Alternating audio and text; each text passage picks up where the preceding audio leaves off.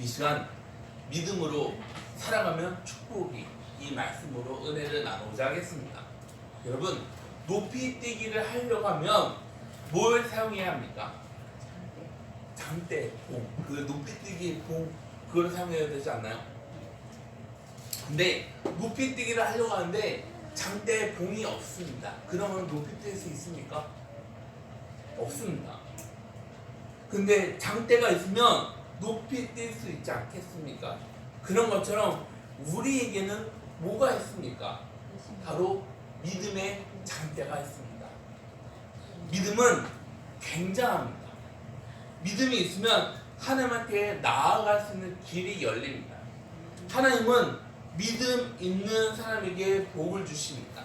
지금도 하나님은 믿음 있는 사람을 보면서 기뻐하십니다. 흔히 히브리서 11장을 뭐라고 부릅니까? 믿음의 장. 믿음으로 살아가는 사람들에 대해서 소개하고 있지 않습니까? 그런데 지금 사람들은 어떤 것을 중점 둘째로 살아가고 있습니까? 바로 돈입니다. 쾌락입니다. 명예입니다. 권세입니다. 성공의 모든 초점을 다 맡긴 채 살아가고 있지 않습니까? 믿지 않는 사람들은 그렇게 살아가고 있지만 우리는 어떻게 살아갑니까? 믿음으로 살아가야 합니다. 히브리서 11장은 믿음 없이는, 믿음으로 우리 선배들은 어떻게 살아가다가 눈을 감았습니까? 바로 믿음으로만 살아갔습니다. 그럼 믿음은 뭡니까? 1절부터 2절 말씀 보면 믿음을 뭐라고 말합니까? 믿음은 바라는 것들의 실상이요 보이지 않는 것들의 증거니 선진들이 이로써 증거를 얻었느니라. 믿음은 바랄 수 없는 상황 가운데 주님의 일하심을 바라보는 것입니다. 오늘 본문에서 소개된 선진들의 신앙의 선배들입니다. 그분들은 뭘 증거했습니까? 바라는 것입니다. 선배들 가운데 노아는 하나님의 명령한 심판의 방주를 준비합니다. 창세기 6장에서는 하나님 이 땅을 홍수로 심판하겠다고 말씀하셨습니다. 그런데 노아는 하나님의 심판에서 구원을 바라보면서 방주를 만들었습니다. 이때까지 노아는 하나님의 심판, 구원에 대해서 몰랐습니다. 하나님의 구원하심을 몰랐지만 노아는 하나님 뜻에 철저하게 순종했습니다. 순종하면서 방주를 만들었습니다. 그리고 120년 후에 하나님은 물로 심판했을 때 노아의 식구들을 제외한 모든 사람들은 다 죽었습니다. 노아의 가족들만 하나님의 은혜로 구원받았습니다. 이렇게 믿음은 바라보는 것입니다. 믿음은 할 수 없는 것들을 할 수 있게 합니다. 하나님은 노아를 통해 예수 그리스도 외에 구원이 없다는 위대한 구원의 계시를 보여줬습니다. 그럼 구원의 계시는 뭘 통해 보여졌습니까? 바로 방주입니다. 방주는 교회입니다. 교회의 머리는 예수 그리스도이십니다. 그리스도 안에 있으면 구원받게 됩니다. 하나님은 우리 겉모습을 보고 기뻐하는 것이 아니라 우리 믿음을 보고 기뻐하십니다. 그런데 믿음 없는 사람들의 사람을 보면서 기뻐하실까요? 아니요. 슬퍼하십니다. 믿음이 뭡니까? 하나님한테 모든 것들을 맡긴다. 하나님만 의지한다. 하나님이 나의 구세주이십니다. 이건 다 알고 있죠. 근데 믿음의 본질을 물어보면 쉽게 생각납니까? 믿음은 복잡한 게 아닙니다. 오늘 주제는 뭡니까? 바로 믿음입니다. 그럼 믿음의 다른 이해는 뭘까요? 믿음은 빛이신 예수님을 의지하면서 살아가는 것입니다. 빛은 생명입니다. 요한복음 8장 12절 말씀을 보면 예수께서 또 말씀하여 이르시되 나는 세상의 빛이니 나를 따르는 자는 어둠에 다니지 아니하고 생명의 빛을 얻으리라. 빛은 생명입니다. 사랑입니다. 길입니다. 진리입니다. 이게 요한복음의 주제이지 않습니까? 빛을 우리 마음에 품은 사람은 믿음을 가진 사람입니다. 빛은 우리에게 뭘 줍니까? 생명을 줍니다. 영의 양식을 주십니다. 은혜를 주면서 믿음을 더해 주십니다. 그래서 그리스도인은 빛이신 예수 그리스도를 의지하면서 살아가야 합니다. 우리가 예수 그리스도를 의지하면서 살아갈 때 죄를 멀리해야 됩니다. 멸망에서 멀어지게 됩니다. 이런 사람들을 뭐라고 부릅니까? 바로 빛의 자녀. 그럼 빛이신 주님을 영접하지 않는 사람들을 뭐라고 부릅니까? 어둠의 자녀. 믿음은 어떻게 나타납니까? 바로 진로 나타나야 됩니다. 여러분, 진로라고 하니까 뭐가 생각나요? 소주죠. 근데 그런 게 아니라 믿음의 질은 그게 나타나게 된다는 것입니다. 생명이라고 하면 다 같을까요? 아니요, 다릅니다. 그럼 어떻게 다를까요? 어둠에 살아가는 생명이 있습니다. 그런데 빛 안에서 살아가는 생명이 있습니다. 어둠에 살아가는 생명은 죽은 영혼입니다. 사람들 가운데 변화받은 사람이 있고 변화받지 못한 사람이 있습니다. 생명이라고 해서 생명이 다 같을까요? 아니요, 다릅니다. 우리 겉모습은 똑같지 않습니다. 다 다릅니다. 우리 생김새는 어떻습니까? 다릅니다. 우리 내용은 어떻습니까? 다릅니다. 우리 품위는 어떻습니까? 다릅니다. 예수님 안에 있어도 영혼은 다릅니다. 그럼 어떻게 다를까요? 우리 품격은 바로 그 품격이라는 것입니다. 그럼 질은 뭘까요? 물건에도 차이가 있습니다. 우리는 물건을 생각하면 뭘 생각해요? 두 가지 생각하고 있지 않습니까? 하나는 뭐예요? 품질이죠. 품질은 아가두스라고 합니다. 사람이든지 물건이든지 신앙이든지 사랑이든지 품질이 좋아야 합니다. 거짓말하고 사기치고 허풍 떠는 사람을 보면서 뭐라 말합니까? 참 질이 나쁘다.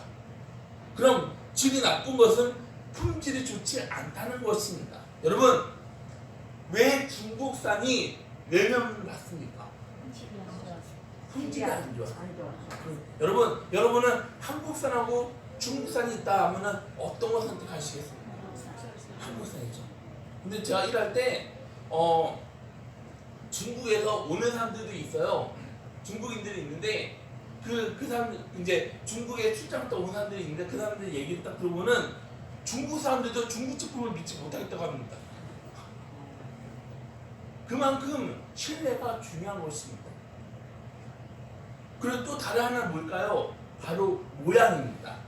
모양은 칼로스라고 합니다. 질은 품질이 좋다고 해서 끝나는 게 아닙니다.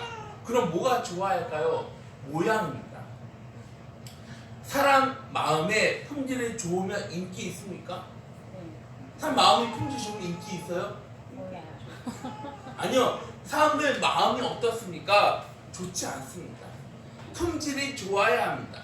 모양이 아름다워야 합니다. 그에 다 갖춰지면 뭐라고 말합니까? 너 장난 아닌데.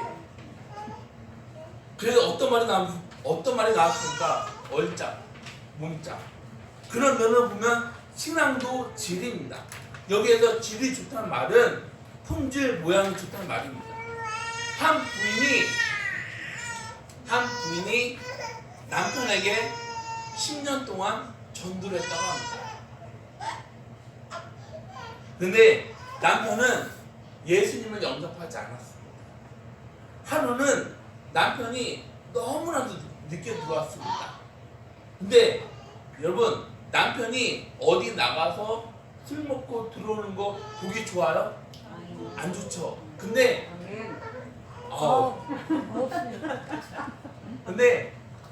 이 사람이 혼자 들어오는 것도 꼴보기 싫어 죽겠는데 옆에서 누구를 또 데리고 왔냐면 친구들을 데리고 왔습니다. 그러면은 그 그 모습도 보면 어때요?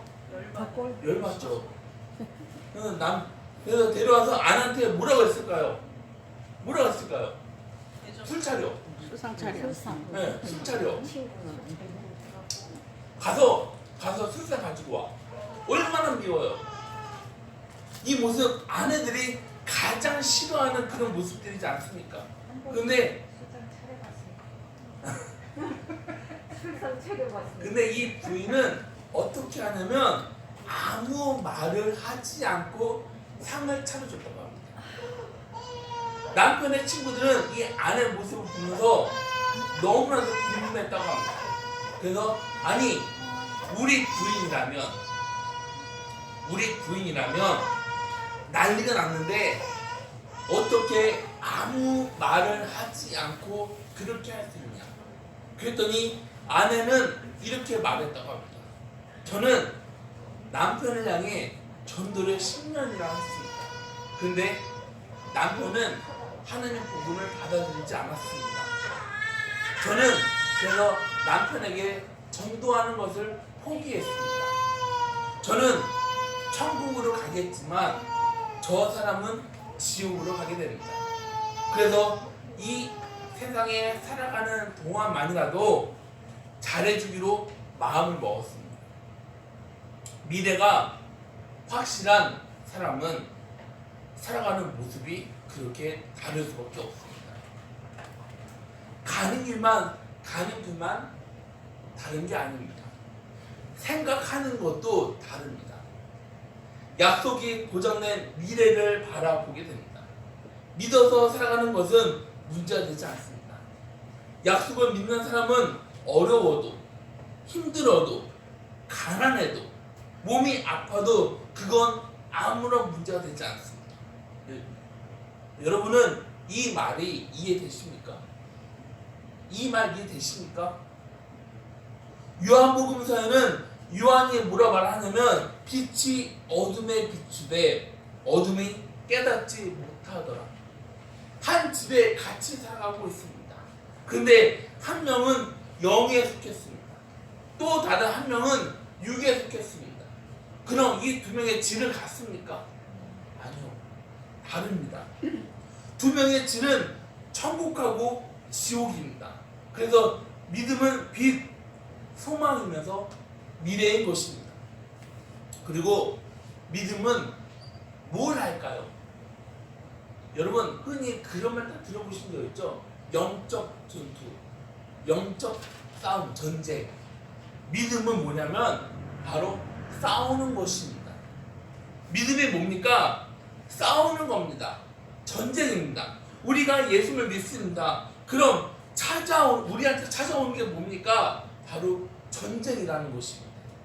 우리가 예수를 믿지 않고 살아갈 때는 다 내 마음대로 했습니다. 내 편한 대로 하면서 살아왔습니다. 내가 하고 싶은 거 다 하면서 살았습니다. 그래서 꺼려지는 게 하나도 없었습니다. 그런데 예수를 믿게 되자 뭐가 찔리기 시작합니까? 양심이 어떻습니까?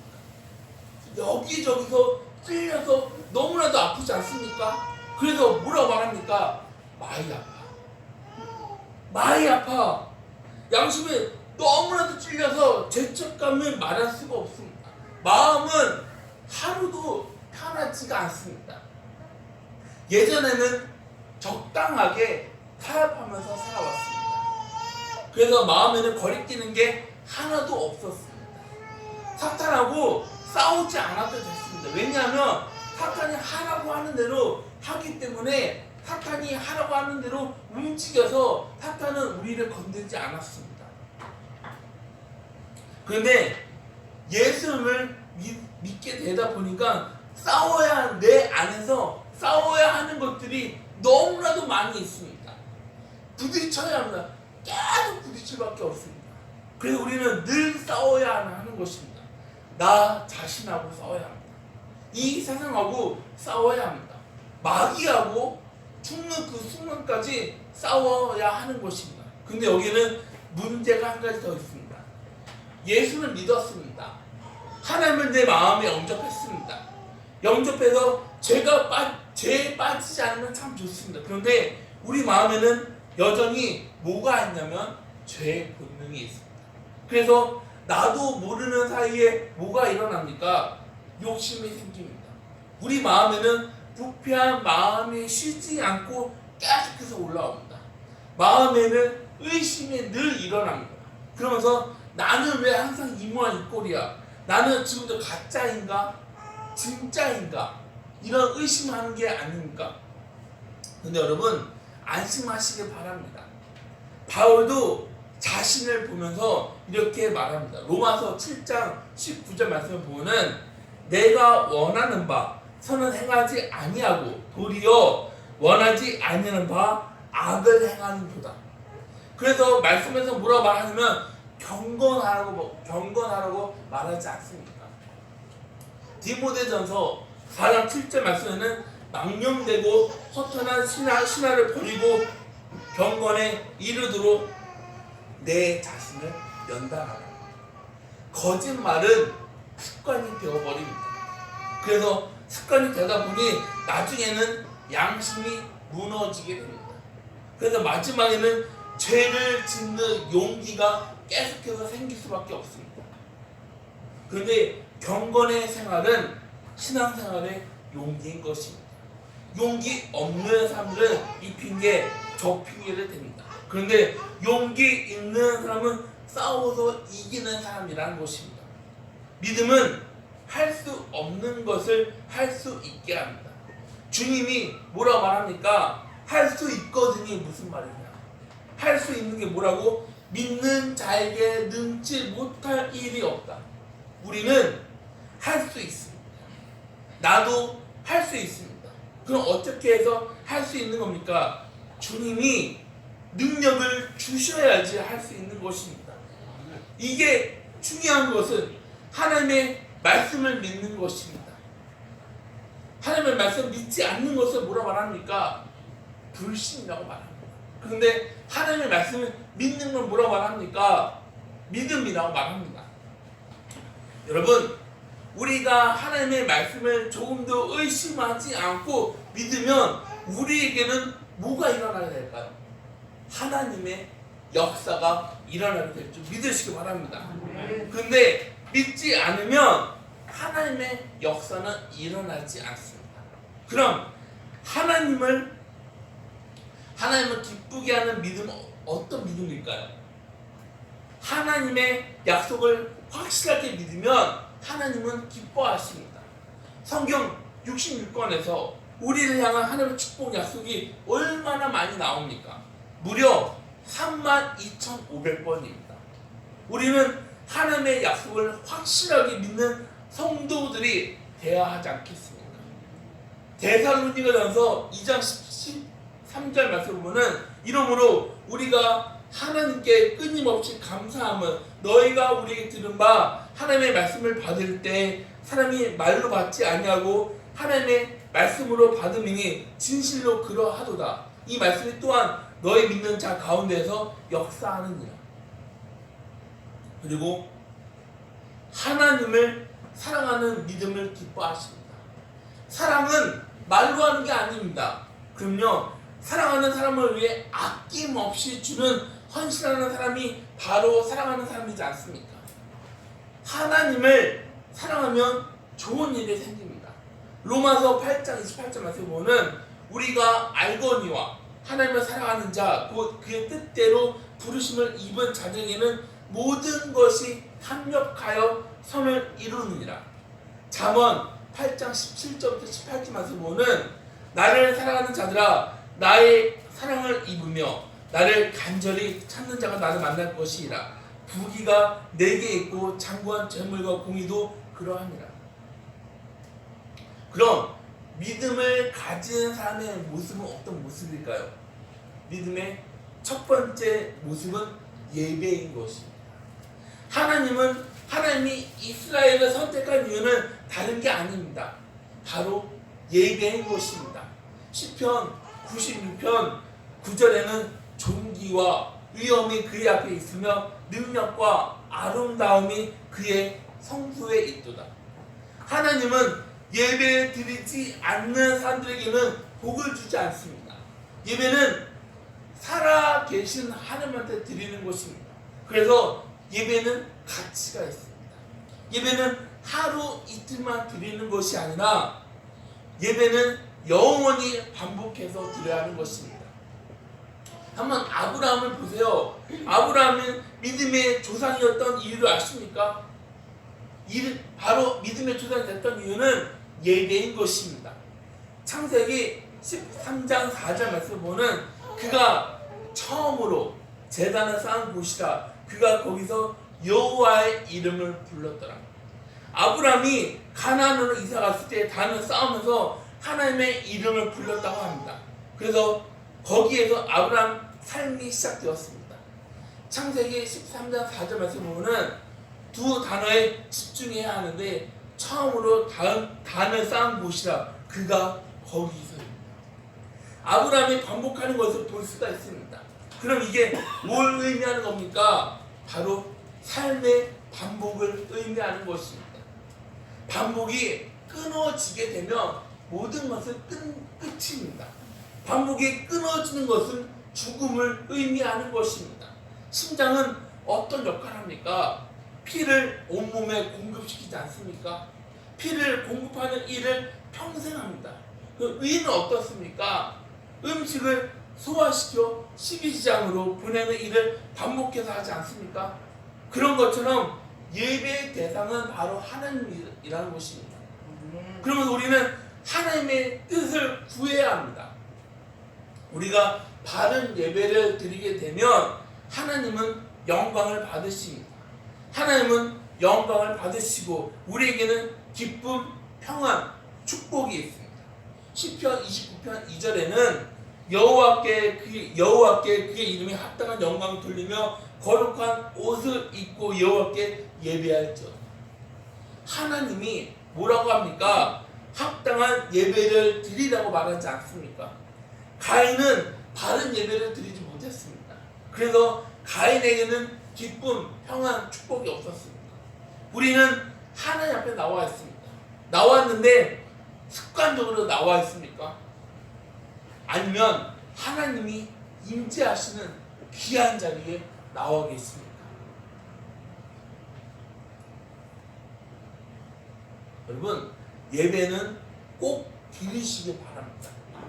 민수기 28장 2절 말씀에는 이스라엘 자손에게 명령하여 그들에게 이르라. 내 헌물, 내 음식인 화제물, 내 향기로운 것은 너희가 그 정한 시기에 상과 내게 바칠지라.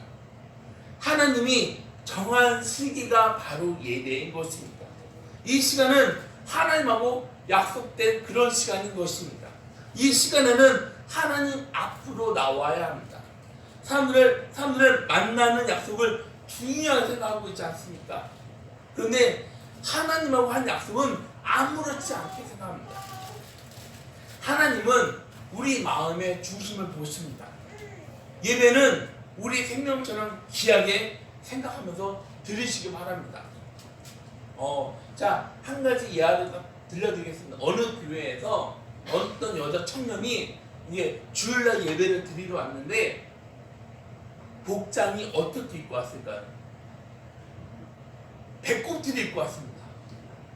배꼽티 입고 와서 당당 배꼽을 드러내면서 교회 문을 딱 들어왔는데 청년 목사님이 할 말을 잃어버렸다 합니다. 그래서 자매님, 다음 주 오실 때는 복장 배꼽티가 아니라 좀 단정하게 입고 와주세요 이렇게 말했는데 그 여자 청년이 뭐라고 했는지 아세요?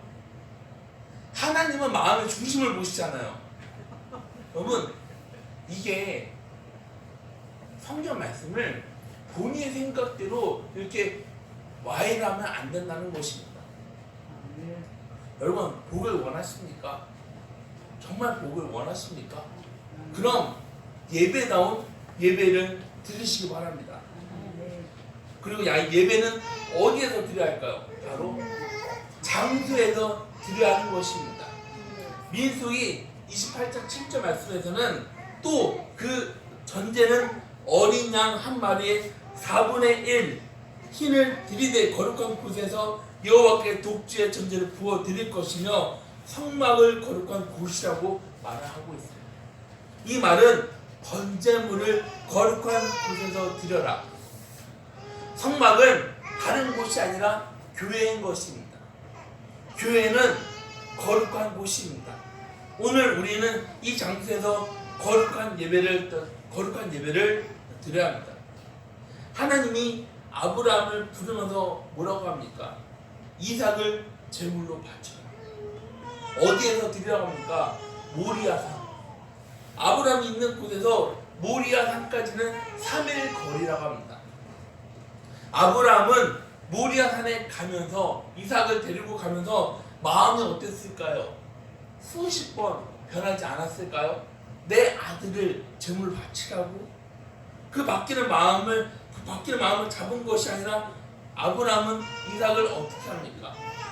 바칩니다. 이상한 건 많은 산 가운데 왜 하필이면 모리아산에서 번제를 드리려고 했을까요? 3일의 의미는 뭐냐면 예수님은 십자가에서 죽었다가 부활하셨습니다. 예수님이 부활로 세운 것이 바로 교회인 것입니다. 주님이 피로 값을 주고 사셨습니다. 우리 교회는 바로 모리아산입니다. 행복한 성도들은 하나님이 정한 장소에서 모리아산을 주셨습니다. 교회를 지키는 것, 그게 바로 복을 받는 비결인 줄 믿으시기 바랍니다. 그리고 정한 예물을 드려야 합니다. 구약시대에서 제사를 드릴 때 짐승을 마음대로 잡아서 드렸습니까? 아닙니다. 그럼 제물로 드린 짐승은 흠이 없어야 합니다. 양을 드렸습니다. 소를 드렸습니다. 염소를 드렸습니다. 비둘기를 드렸습니다. 형편대로 맞게 드렸습니다. 가난한 사람은 비둘기를 형편에 맞게 제물로 드렸습니다. 비둘기를 드려도 하나님은 그 비둘기를 거절하지 않았습니다. 그런데 부자가 비둘기를 드리면 안 됐습니다. 그렇다고 가난한 사람이 빚을 내서 소를 드리는 것도 안 됩니다. 이건 본인 형편대로 최선을 다해서 드리라는 것입니다. 예배는 거룩하게 드려야 합니다. 그럼 거룩은 뭡니까? 바로 준비인 것입니다. 예배 드리기 전에 준비해야 합니다. 준비 없는 예배에는 은혜가 없습니다. 여러분은 마음으로 늘 준비하시기 바랍니다. 하나님은 우리 마음의 중심을 보십니다. 사도행전 10장 25절 말씀에는 마침 베드로가 들어올 때 고넬료가 맞아 발 앞에 엎드려 절하니 베드로가 백부장 고넬료한테 신방을 하러 갑니다. 그런데 고넬료가 베드로 앞에 어떻게 합니까? 엎드립니다. 엎드려서 절을 합니다. 백부장은 로마의 장군이어서 지위가 있었습니다. 명예가 있습니다. 권세, 실력, 지식을 갖췄던 그런 인물입니다. 그런데 베드로는 어떤 사람입니까? 어부입니다. 고넬료가 베드로한테 어떻게 합니까? 주님한테 대하는 것처럼 베드로한테 합니다. 이때 고넬료 집에 성령이 임한 때입니다. 방언이 터졌습니다. 이 말을 쉽게 하면 하나님이 고넬료의 예배를 받으면서 복을 줬다는 것입니다. 하나님이 기뻐하는 믿음은 예배를 생명처럼 소중하게 생각하는 그런 성도들을 찾고 계십니다. 요한복음 4장 23절 말씀에 보면 아버지께 참되게 예배하는 자들은 영과 진리로 예배할 때가 오나니 곧 이때라. 아버지께서는 자기에게 이렇게 예배하는 자들을 찾으십니다. 말씀을 듣게 되면 뭐가 생깁니까? 믿음이 생깁니다. 믿음은 어떻게 나옵니까? 들음으로 나옵니다. 이 삶이 바로 하나님이 기뻐하는 삶인 줄 믿으시기 바랍니다. 예배는 믿음으로 드려야 합니다. 4절에 뭐라 말합니까? 믿음으로 아벨은 가인보다 더 나은 제사를 하나님께 드림으로 의로운 자라 하시는 증거를 얻었으니 하나님 그 예물에 대하여 증언하십니다. 그가 죽었으나 그 믿음으로써 지금도 말합니다. 여러분, 하나님은 중심을 보고 기뻐하십니다. 믿음으로 드리는 예배를 기쁘게 받으십니다. 정한 시간에 장소에서 마음으로 예배를 준비해서 드리면 하나님은 여러분의 삶을 책임져 주십니다. 하나님이 기뻐하는 믿음은 그리스도하고 동행하는 삶입니다. 신앙생활은 예수 그리스도하고 동행하는 동행인 것입니다. 주님하고 동행할 때 승리하는 삶을 살아갈 수 있게 됩니다.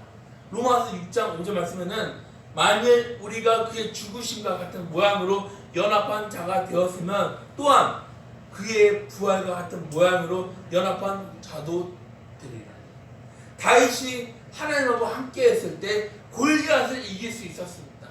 이스라엘 왕이 될 수 있었습니다. 하나님의 말씀에 순종했을 때 욥을 시험에서 이길 수 있었습니다. 그럼 주님하고 동행하려면 우리는 두 가지를 기억해야 합니다. 첫 번째 뭘까요? 바로 예수 그리스도처럼 죽는 삶입니다.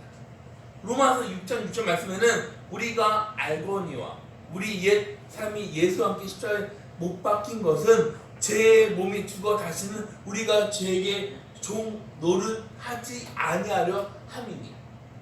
예수는 십자가에서 죽었던 것처럼 예전에 내 모습으로 가득했던 그 욕심, 교만, 혈기, 모든 죄의 나쁜 습관을 십자가에 못 박아야 하는 것입니다. 여러분의 몸은 교회에 있습니다.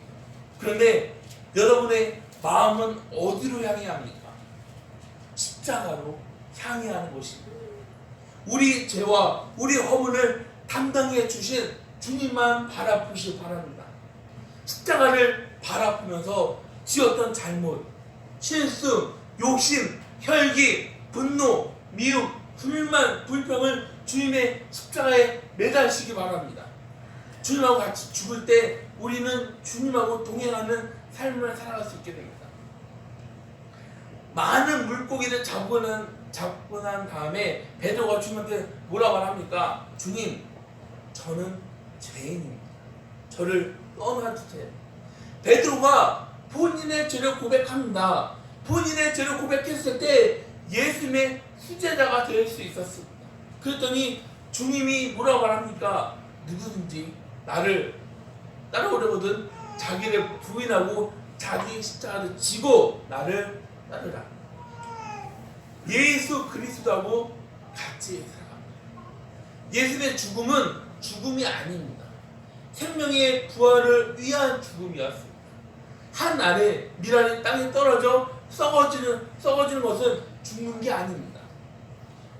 새로운 생명의 열매를 맺어 나아가게 되는 것입니다. 마찬가지로 그리스도인은 본인 부정, 자아를 죽이는 것으로 끝나는 게 아닙니다. 예수 그리스도 생명으로 새롭게 살아갈 수 있게 됩니다. 고린도후서 5장 17절 말씀 보면 그런즉 누구든지 그리스도 안에 있으면 새로운 피조물이라 이전 것은 지나갔으니 보라 새 것이 되었도다. 이제 우리는 그리스도하고 동행해서 우리 마음에는 우리 삶에는 변화가 있어야 합니다. 우리 마음은 달라져야 합니다. 우리에게는 예수 그리스도 마음이 있어야 합니다. 그럼 예수 그리스도 마음이 뭘까요?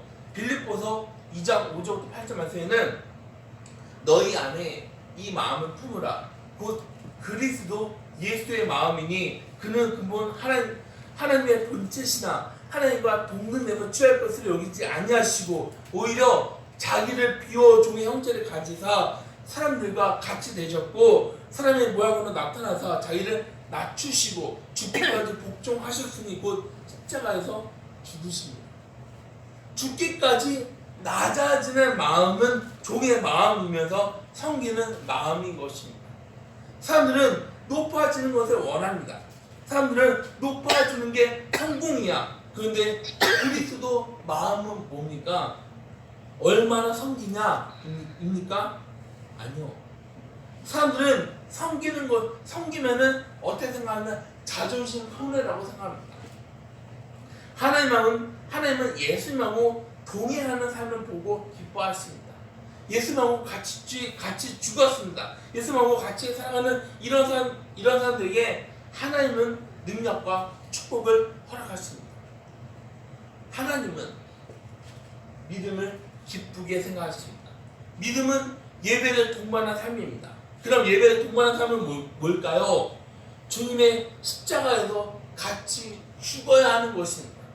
같이 죽었다가 부활의 생명으로 살아가야 합니다. 이제 하나님의 동행 역사가 일어납니다. 여러분, 요셉이 복을 받을 수 있던 이유는 주님이 요셉하고 늘 함께 했습니다. 우리는 믿음의 자리에 나와 있습니다. 오늘 본문에서 우리는 두 가지를 발견할 수가 있습니다. 첫 번째, 믿음이 없이는 하나님을 기쁘시게 하지 못하나니 하나님께 나아가는 자는 반드시 그가 계신 것과 또한 그가 자기를 찾는 자들에게 상 주시는 이심을 믿어야 할지라. 첫 번째 뭐냐면은 하나님의 살아계심을 믿어야 합니다. 좋은 것을 준다는 것을 믿어야 합니다. 믿음은 바라는 대로 됩니다. 주님이 뭐라고 말합니까? 내 믿음이 너를 구원했다. 내 믿음대로 된다. 욥이 복을 받던 이유는 하나님을 기쁘게 했습니다. 욥기 42장 9절 말씀에는 여호와께서 욥을 기쁘게 받으셨더라. 하나님을 기쁘게 하면 복을 받을 수밖에 없습니다. 시편 37편 4절 말씀에는 여호와를 기뻐하라. 저가 내 마음의 소원을 이루어 주시리로다. 두 번째 뭐라고 말합니까? 자기를 찾는 자들에게 상 주시는 이심을 믿어야 할지니라. 믿음에는 보상이 있습니다. 이 땅에서 누리는 축복이 있습니다. 기도응답 축복이 있습니다. 회복되는 축복이 있습니다. 임마누엘의 축복이 있습니다. 그런데 더 큰 축복이 있는데 그게 뭘까요? 바로 상입니다. 골로새서 3장 24절 말씀에 보면 이는 기업의 상을 주께 받은 줄 아나니 너희는 주 그리스도를 섬기느니라. 하나님의 주는 상은 무조건 좋습니다. 우리는 하나님의 주는 상을 바라보면서 살아가야 되지 않겠습니까? 히브리서 11장 24절부터 26절 말씀에는 믿음으로 모세는 장성하여 바로의 공주의 아들이라 칭함받기를 거절하고 도리어 하나님의 백성과 함께 고난받기를 잠시 죄악의 낙을 누리는 것보다 더 좋아하고 그리스도를 위하여 받는 수모를 애굽의 모든 보화보다 더 큰 재물로 여겼으니 이는 상 주시는 이심을 바라봅니다. 이 상은 어떻게 하면 받을 수 있을까요? 마태복음 16장 27절에는 인자가 아버지의 영광으로 그 천사들과 함께 오리니 그때 각 사람의 행한 대로 갚으리라. 고린도전서 3장 8절 말씀에는 각각 자기 일하는 대로 자기의 상을 받으리라. 우리는 직분을 감당하는 사람들이 되어야 합니다. 그리고 대접하고 베푸는 사람의 상급이 큽니다. 마태복음 10장 41절 말씀에는 선지자의 이름으로 선지자를 영접하는 자는 선지자의 상을 받을 것이요 의인의 이름으로 의인을 영접하는 자는 의인의 상을 받을 것이요. 그리고 하늘나라의 상급은 다양합니다. 뭐가 있을까요? 생명의 면류관이 있습니다. 썩지 않는 면류관이 있습니다. 영광의 면류관이 있습니다. 의의 면류관이 있습니다. 우리는 하늘의 상을 바라보면서 살아가야 되지 않겠습니까? 그럼 상 주심 바라보는 삶은 어떤 삶입니까? 하나님을 의지하는 삶입니다. 우리는 어떻습니까? 우리는 하나님이 아니라 나를 의지하지 않습니까? 이제 우리 모든 것은 바뀌어야 합니다. 삶의 우선순위를 하나님한테 두시기 바랍니다. 요한계시록 21장 7절 말씀에는 이기는 자는 이것들을 유업으로 얻으리라. 나는 저의 하나님이 되고 그는 내 아들이 되리라. 여러분, 믿음으로 살아가는 사람들에게는 축복이 있는 줄 믿으시기 바랍니다. 우리는 2026년을 믿음으로 살아가면서 승리하는 한 해가 다 되시기를 주님의 이름으로 소망합니다. 다 같이 기도하시겠습니다.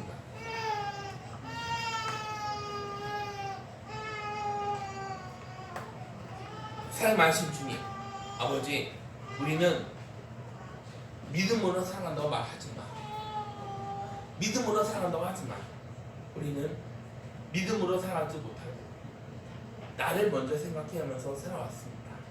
그런데 이제는 그게 아니라 오직 살아서 역사하시는 예수 그리스도 주님 한 분만 의지하면서 살아가길 간절하게 기원합니다. 주님, 우리 삶을 주님께서 인도하여 주시옵소서. 주님, 우리가 모든 것을 주님한테 맡기면서 살아가길 간절히 원합니다. 우리 삶을 주님께서 인도하여 주실지 믿습니다. 이 모든 말씀 예수님의 이름으로 기도드렸습니다. 아멘.